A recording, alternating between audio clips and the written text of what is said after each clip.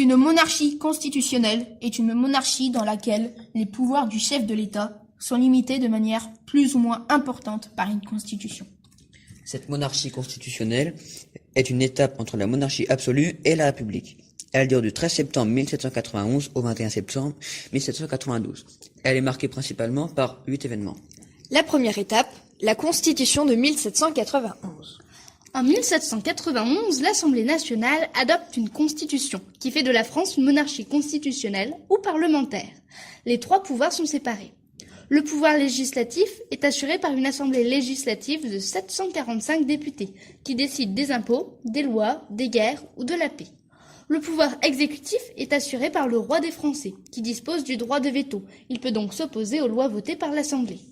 Deuxième étape, la fête de la Fédération, le 14 juillet 1790. La fête de la Fédération est la fête célébrée le 14 juillet 1790 et qui traduit la bonne entente entre le roi et le peuple. C'est le premier anniversaire de la prise de la Bastille sur le Champ de Mars de Paris. Louis XVI assiste à cette fête et y prête serment de fidélité à la nation et à la loi. Les événements de la suite montreront le contraire. Troisième étape, le retour du roi Louis XVI à Paris. Contrairement à ce qu'il avait promis, le roi trahit le peuple. En effet, Louis XVI est ramené à Paris sur l'ordre de l'Assemblée nationale le 25 juin 1791. Après avoir tenté de fuir à l'étranger, espérant trouver de l'aide dans les royaumes voisins, la fuite du roi, repris à Varennes, change radicalement la figure du roi. Il n'est plus le père, il a trahi la nation, le peuple. Il perd de ce fait toute la reconnaissance et la confiance du peuple. Quatrième étape, le soutien des autres pays. Le manifeste du duc de Brunswick est un texte publié le 25 juillet 1792. Ce texte, rédigé par les nobles français immigrants en Allemagne, est inspiré par l'entourage de la reine Marie-Antoinette. Menaçant la destruction massive de la ville de Paris et le massacre des Parisiens, si une nouvelle manifestation avait lieu contre le roi Louis XVI et sa famille. L'empereur d'Autriche et le roi de Prusse s'y engagent. Contrairement aux attentes des rédacteurs, le texte connu à Paris le 1er août provoqua fureur des révolutionnaires parisiens. L'Assemblée déclara la guerre à la Prusse et à l'Autriche le 20 avril 1792, car les révolutionnaires veulent exporter leurs idées dans le reste de l'Europe. Cinquième étape, l'arrestation du roi. La journée du 10 août 1792 est une journée décisive de la Révolution française. L'Assemblée propose de lever une armée contre la Prusse et l'Autriche qui menacent d'envahir la France. Le roi Louis XVI, espérant une défaite qui rétablirait sa domination sur la France, refuse cette proposition.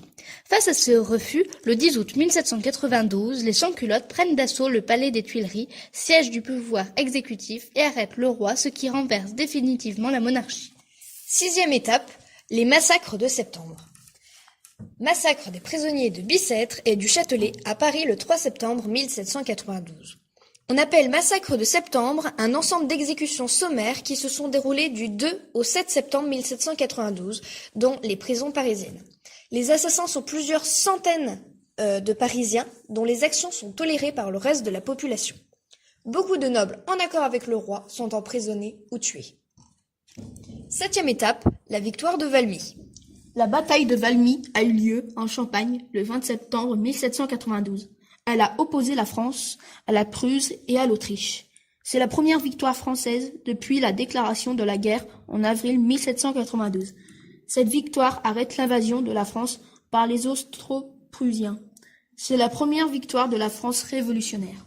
Huitième étape, l'abolition de la royauté et la naissance de la République.